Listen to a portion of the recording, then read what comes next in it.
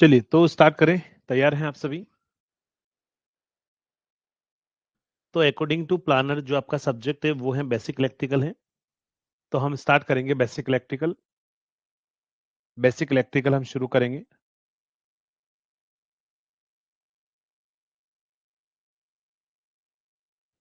Basic electrical.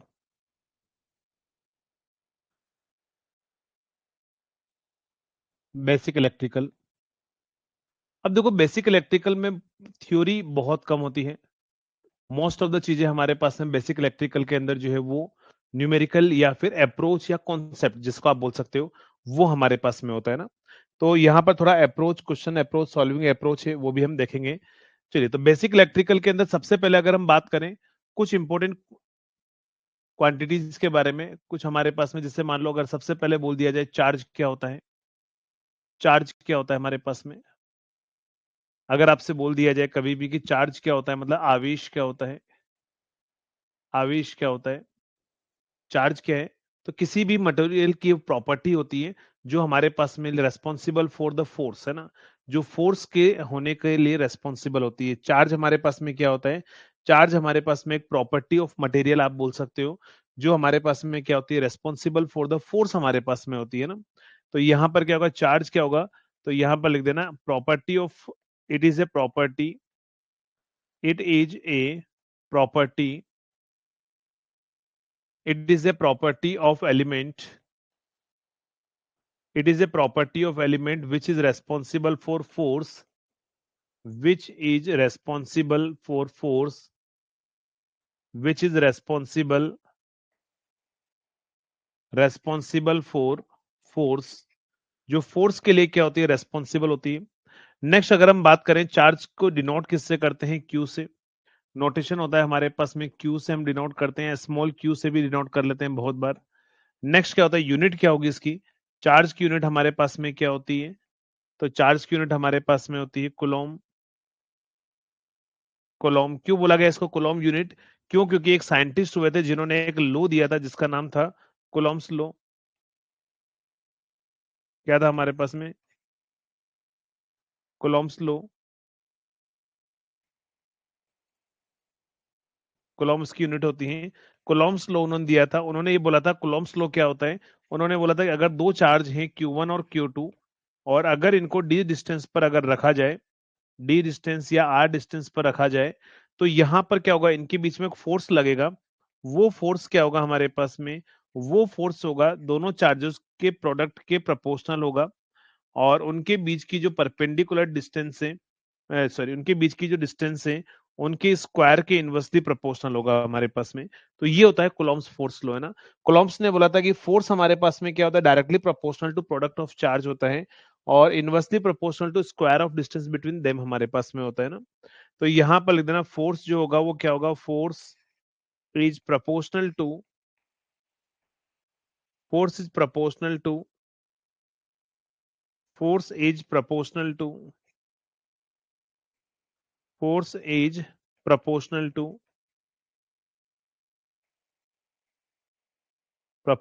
product of charge,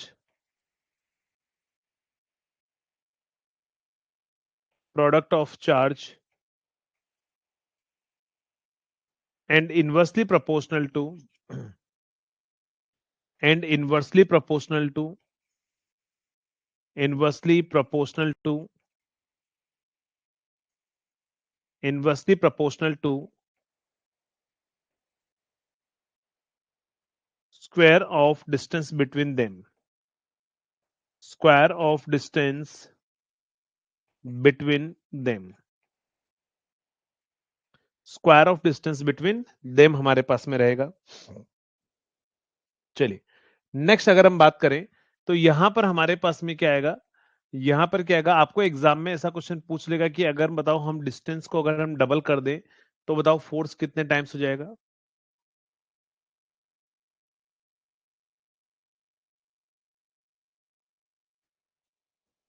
आप सभी को क्लासेस कौन कौन सी लेनी चाहिए ये ध्यान रखना, आपके प्लानर के अकॉर्डिंग क्लास दीजिए। अगर आपको एक्स्ट्रा पढ़ना है तो अलग चीजें, बाकी अदरवाइज आपको 8 to 10 वाली क्लास लेनी है मॉर्निंग के अंदर। मॉर्निंग 8 to 10 लेनी है, इवनिंग 6 to 8 लेनी है, और दिन में 12 बजे से आपके पास में कौन सी क्लास होती है? जो केमिस्ट्री की होती है, 3 क्लास लेनी है। बाकी आरंभ बैच में क्वेश्चन प्रैक्टिस करना चाहो ना करना चाहो वो आपके ऊपर डिपेंड करता है। क्रैश कोर्स करना है कि नहीं करना है वो आपके ऊपर डिपेंड करता है। सिग्नल सिस्टम पढ़ना है कि नहीं पढ़ना है वो आपके ऊपर डिपेंड करता है। अगर आप ए लेवल का पेपर दे रहे हैं, आप सिग्नल सिस्टम पढ़िए, नहीं दे रहे हैं तो मत पढ़िए। बस ये 3 क्लासें आपको तो करनी ही करनी है हमेशा, है ना? बाकी क्लासेस आप ना कीजिए, कोई दिक्कत नहीं है। चलिए, तो अगर हमारे पास में क्या होगा, डिस्टेंस डबल हो जाए तो फोर्स हमारे पास में कितना हो जाएगा? 1/4 हमारे पास में हो जाएगा ना। फोर्स हमारे पास में कितना हो जाएगा? 1/4 हमारे पास में हो जाएगा। तो ये ध्यान रखना, कोलॉम्स लॉ के बारे में स्टेटमेंट आपसे पूछ सकता है। नेक्स्ट अगर हम बात करें यहाँ पर, कोलॉम्स लॉ के बाद में गॉस लॉ आपने नाम सुना होगा। गॉस लॉ क्या होता है? स्टेटमेंट जल्दी से बताओ, जल्दी से बताओ। क्लोज इंटीग्रेशन ऑफ हमारे पास में D dot D S equal to क्या होगा हमारे पास में? Charge enclosed. क्या होगा हमारे पास में? Charge enclosed. ये हमारे पास में गॉस लॉ का स्टेटमेंट होता है कि क्लोज्ड इंटीग्रेशन ऑफ हमारे पास में डी डॉट डी एस जो होता है ना, वही हमारे पास में किसके बराबर होता है? वही हमारे पास में चार्ज इनक्लोज्ड के बराबर होता है ना। अरे यही होता है। और यहीं से अगर हम डेरिवेशन करते हैं तो यहां से क्या आता है हमारे पास में? ये तो होता है गॉस लॉ, लेकिन ध्यान रखना, ये जो हमारे पास में गॉस लॉ है ये किसके लिए एप्लीकेबल होता है? Only applicable for the uniform magnetic field, है ना। Applicable for uniform magnetic field, applicable for uniform, लेकिन इतना डीप में नहीं पूछेगा, बस ये स्टेटमेंट पूछेगा, आप याद रखिएगा। नेक्स्ट यहां पर क्या होता है? यहीं से हमारे पास में D इज इक्वल टू एक रिलेशन होता है एप्सिलॉन नॉट इनटू ई हमारे पास में होता है। आप इसकी जगह एप्सिलॉन नॉट इनटू ई भी आप पुट कर सकते हो अगर आप चाहो तो, है ना। तो ये रिलेशन भी आप याद रखना, बहुत बार जो है ये रिलेशन भी काम आता है। यहाँ पर एप्सिलॉन नॉट की जो वैल्यू होती है ना, वो हमारे पास में होती है 8.854 इंटू 10 टू द पावर -12। आपको यूनिट पूछ ली जाती है, ये परमिटिविटी होता है ना, permittivity of free space, permittivity of free space, free space, free space की परमिटिविटी की यूनिट आपसे पूछ लेगा। इसकी यूनिट क्या होती है जल्दी से बताओ।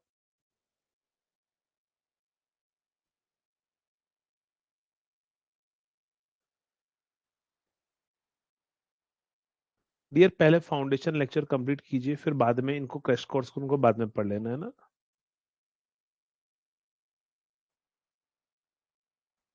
चलिए, क्या होगा? फेरेड पर मीटर, है ना। क्या रहेगा? फेरेड पर मीटर जो है वो हमारे पास में क्या होगा? इसकी यूनिट होगी परमिटिविटी की यूनिट जो होगी, या परमिटिविटी ऑफ फ्री स्पेस कितना होगा हमारे पास में? फेरेड पर मीटर जो है वो हमारे पास में होगा। यहाँ पर कुलॉम्स फोर्स लॉ में ये जो के लिखा है ना, ये जो कुलॉम्स फोर्स लॉ के अंदर जो हमने के लिखा है, कुलॉम्स फोर्स लॉ के according F is equal to क्या लिखा हमने? K Q1 into Q2 divide by r square है। वेर यहाँ जो के होता है ना, इस के की वैल्यू कितनी होती है? के जो होता है 1/4 पाई एप्सिलॉन नॉट होता है हमारे पास में। और एप्सिलॉन आर अगर आपको कोई मीडियम की परमिटिविटी दे रखी है, रिलेटिव परमिटिविटी दे रखी है, तो आपको लिखना है। नहीं दे रखी है तो ओनली एप्सिलॉन नॉट लिखना है। तो ये इसकी जो वैल्यू होती है ना, इसको सॉल्व करना 9 × 10⁻⁹ होती है। क्या होती है? 9 × 10⁻⁹ इसकी वैल्यू होती है। और इसकी यूनिट क्या होती है? आपको एग्जामिनर बहुत बार बोल देता है कि कुलॉम्स फोर्स लॉ के अंदर जो कांस्टेंट के होता है उसकी यूनिट क्या होती है? तो इसकी यूनिट होगी हमारे पास में newton into metre square divide by क्या होगा? Coulomb square. क्या होगा? Newton into metre square divide by क्या होगा? Coulomb square. तो इसकी यूनिट आपको पूछ सकता है, किसकी? ध्यान रखना, के की यूनिट आपको पूछ लेगा। तो ये के की क्या है हमारे पास में? यूनिट ऑफ के, यूनिट हमारे पास में रहेगी के की यूनिट। न्यूटन इंटू कैसे लिखा बताओ मैंने? फोर्स की यूनिट न्यूटन है, मीटर स्क्वायर को ऊपर मल्टीप्लाई कर दिया, दोनों चार्ज को नीचे मल्टीप्लाई कर दिया, यहाँ पर के बच गया ओनली, है ना। तो newton into metre square by coulomb square जो है वो हमारे पास में क्या आ गई? वो हमारे पास में यूनिट आ गई। नेक्स्ट, नेक्स्ट अगर हम बात करें यहाँ पर, तो मैंने आपको बताया कि चार्ज जो होता है ना, चार्ज क्या होता है? चार्ज हमारे पास में Q जो होता है, चार्ज Q जो होता है, Q equal to N into e होता है। ई क्या है? ध्यान रखना, smallest value of charge e की वैल्यू कितनी होती है? 1.6 इंटू 10⁻⁻19 कुलॉम, 19 कुलॉम हमारे पास में होता है। एन क्या है हमारे पास में? तो ये होता है नंबर ऑफ इलेक्ट्रॉन्स। एन क्या होता है हमारे पास में? नंबर ऑफ इलेक्ट्रॉन्स हमारे पास में होता है। तो आपसे पूछ लेता है बहुत बार एग्जामिनर, आपसे पूछ लेता है कि find number of electron in 1 coulomb charge, number of electrons in 1 coulomb charge, 1 coulomb charge, बताओ आंसर क्या आएगा?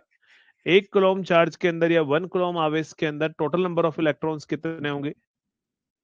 क्या आंसर रहेगा? के का तो महो होता है। किसने पढ़ाया बेटा विकास? किसने बताया आपको के का महो होता है? चलिए, नहीं होता है।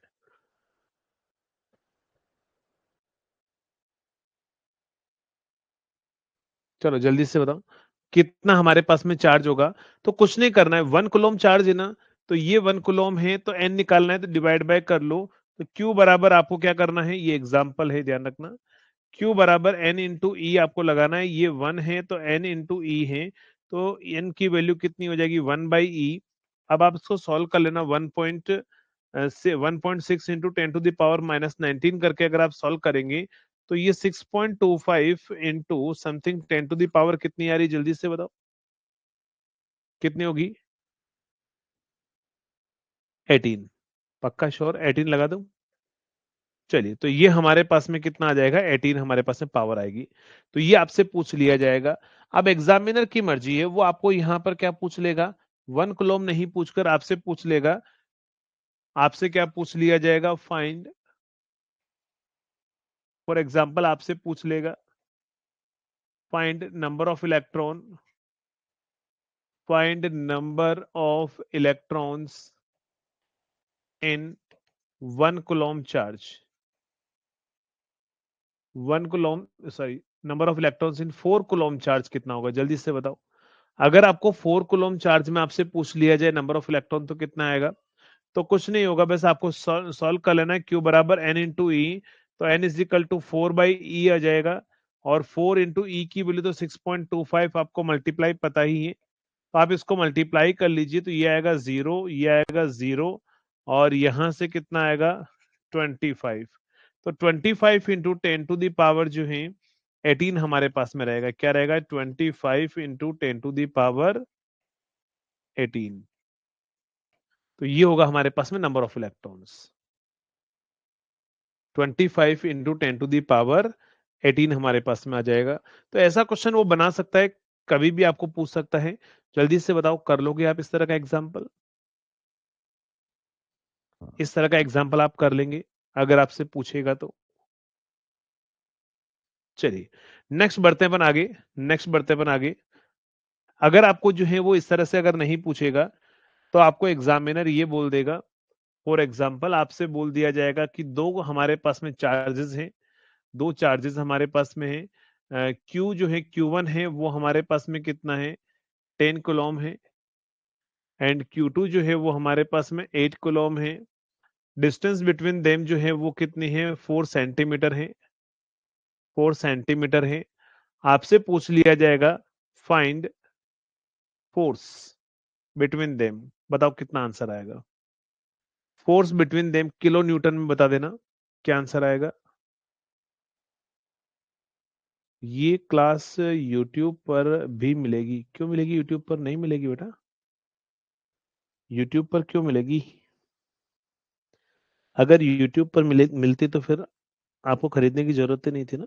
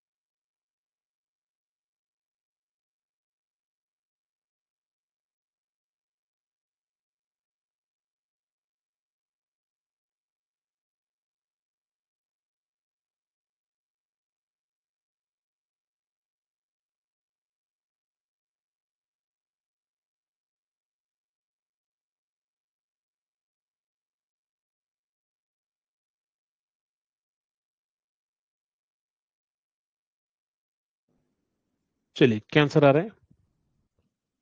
तो अगर हम बात करें यहां पर फोर्स आपको निकालना है तो के कितना होता है 9 × 10⁻⁹। चार्ज कितना है हमारे पास में 10 × 8 है। रेडियस कितनी है 4 सेंटीमीटर है।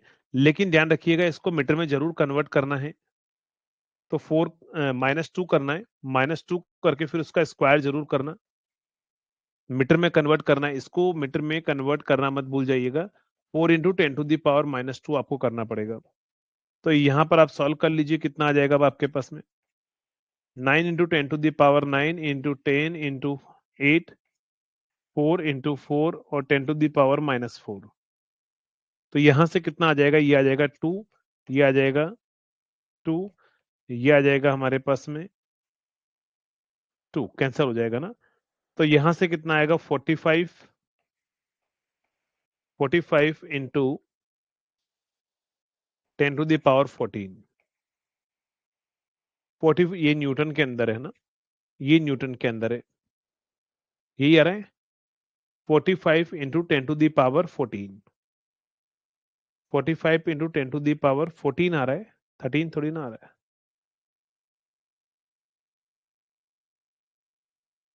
अच्छा 13 है ना। एक मिनट वेट करो। 9 और 4 13 है ठीक है सही है 13 है 14 नहीं है 13 है ना। 9 × 4 9 और 4 13 होगा ठीक है सही। चलिए तो यहां से आपको क्या होगा न्यूमेरिकल अगर आपसे पूछेगा तो आप इस तरह के न्यूमेरिकल जो है वो आप कर सकते हैं। नेक्स्ट अब हम बात करते हैं आगे। तो चार्ज के बाद में हमारे पास में क्या आएगा करंट। चार्ज के बाद में क्या आएगा करंट। क्योंकि जब आप भी चार्ज होते हैं तो चार्ज होने के बाद में आप क्या करते हैं बताओ करंट फ्लो करवाते हैं ना। गुस्सा आता है आपको तब। चलिए तो बताओ करंट क्या होता है अगर आपसे कभी पूछ लिया जाए कि व्हाट इज द करंट क्या होगा current. What is the current. Current क्या होता है बताओ। The rate of flow of charge in a particular direction क्या होता है हमारे पास में rate of flow of charge in particular direction. Rate of flow of charge rate of flow of charge in particular direction. Particular direction किसी भी एक particular direction के अंदर जो हमारे पास में the rate of flow of charge in particular direction is called current. Is called current की अगर इज कॉल्ड हमारे पास में क्या होगा करंट। यूनिट हमारे पास में क्या होती है एम्पियर हमारे पास में होती है। एम्पियर हमारे पास में होती है। और करंट जो है वो क्या लिखोगे Q डिवाइड बाय क्या होगा टाइम होगा या dQ डिवाइड बाय क्या होगा dt हमारे पास में होगा। यही होता है हमारे पास में क्या होगा करंट हमारे पास में होगा। तो यहां से अगर मैं बात करूं Q की जगह आप फॉर्मूला अभी मैंने आपको बताया था NE लिख सकते हो। N into E divide by T. N into E divide by T आपको एग्जाम में क्या करेगा आपको एग्जामिनर बोल दिया जाएगा if 5 ampere current flows for 10 second then find number of electron. Number of electron जल्दी सॉल्व करो क्या आंसर आएगा इसका।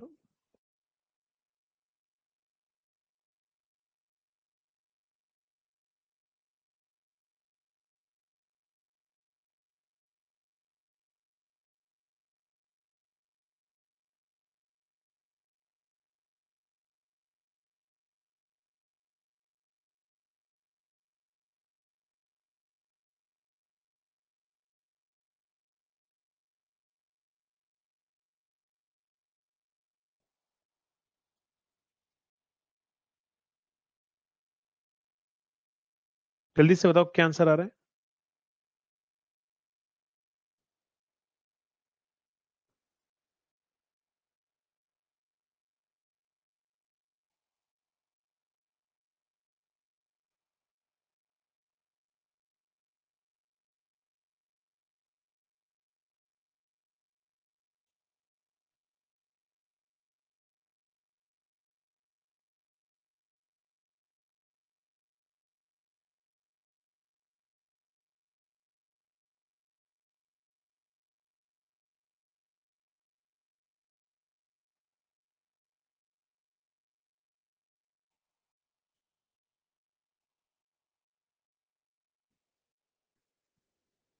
चलिए, तो करंट आपको दे रखा है कितना 5 एम्पियर, इलेक्ट्रॉन आपको निकालना है और ये कितना दे रखा है 10 सेकंड दे रखा है। इसको इधर मल्टीप्लाई कर लो तो यहां से कितना आएगा 50 डिवाइड बाई ई, यही नंबर ऑफ इलेक्ट्रॉन होंगे।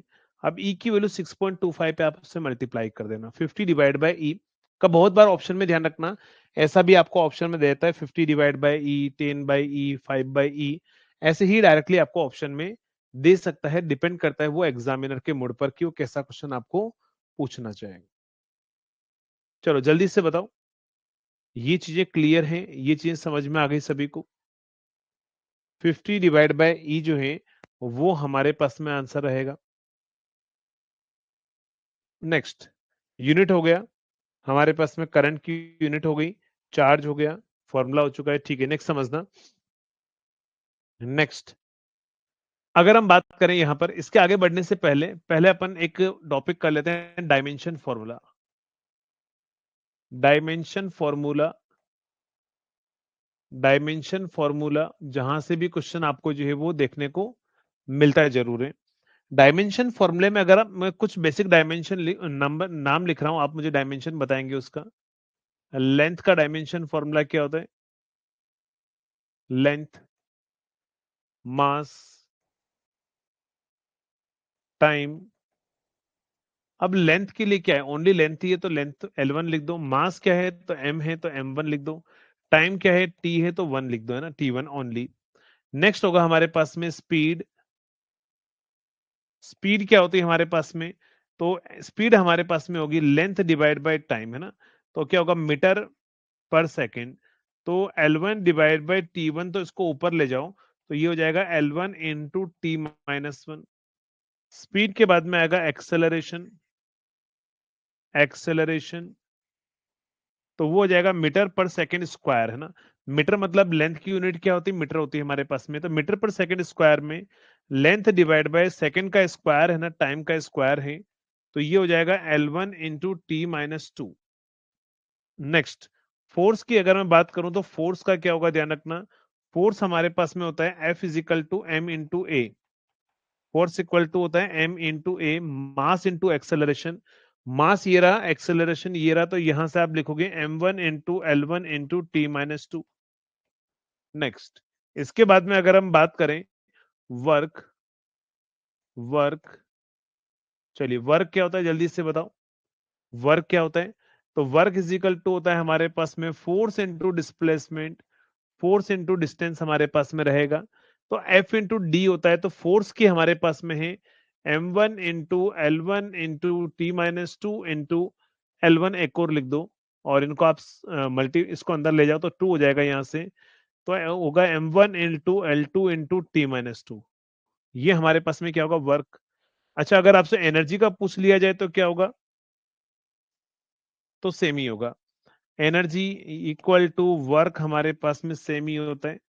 एनर्जी इक्वल टू वर्क होता है, तो m1 into L2 into T minus two. Next, अगर मैं बात करूं यहां पर प्रेशर जो होता है वो क्या होता है? प्रेशर आप ही बताएंगे। चलो, प्रेशर P जो है उसकी यूनिट क्या होगी? डायमेंशन फॉर्मूला क्या होगा? प्रेशर का डायमेंशन फॉर्मूला क्या होगा? आप ही बताओ। प्रेशर का डायमेंशन फॉर्मूला आप बताएंगे मुझे, जल्दी से बताओ। Force per unit area, correct. Dimension formula जो है वो फोर्स डिवाइड बाय एरिया आपको करना है। अब फोर्स डिवाइड बाय एरिया अगर आपको करना है तो फोर्स तो हो गया m1 into L1 into T minus two, और एरिया जो है वो L2 आप लिख दीजिए, उधर जाकर माइनस कर दो, तो m1 into L minus one into T minus two. Force के बाद में अगर मैं बात करूं, प्रेशर आ गया, सॉरी, प्रेशर के बाद में अगर मैं टेंशन की बात करूं तो बताओ। तो टेंशन जो है वही प्रेशर है। आप अपने दोस्त को बोलते हो ना, भाई तू बहुत टेंशन में है, बहुत प्रेशर में है, बस वही है ना। तो टेंशन या प्रेशर हमारे पास में क्या होगा? सेम ही होगा। चलिए, तो ये बहुत बेसिक से डायमेंशन फॉर्मूले में लिखे हैं, लेकिन हाँ, ये डायमेंशन फॉर्मूले आते हैं तो बड़े बड़े डायमेंशन फॉर्मूला आप चुटकी में निकाल लोगे ना। तो इतना आपको पढ़कर आना है अच्छे से। कल हम इसके आगे जो बाकी सारी क्वांटिटी हैं उन सभी के डायमेंशन फॉर्मूला जो है वो हम कल की क्लास में हम निकालेंगे, ठीक है। तो आज एक छोटी-सी क्लास थी बेसिक इलेक्ट्रिकल की। दोनों ही अभी आपको थोड़ी देर बाद अपलोड हो जाएगी आपके फ़ोल्डर के अंदर। ठीक? चलिए, तो मिलते हैं कल हम इसके आगे, तब तक के लिए थैंक यू सो मच।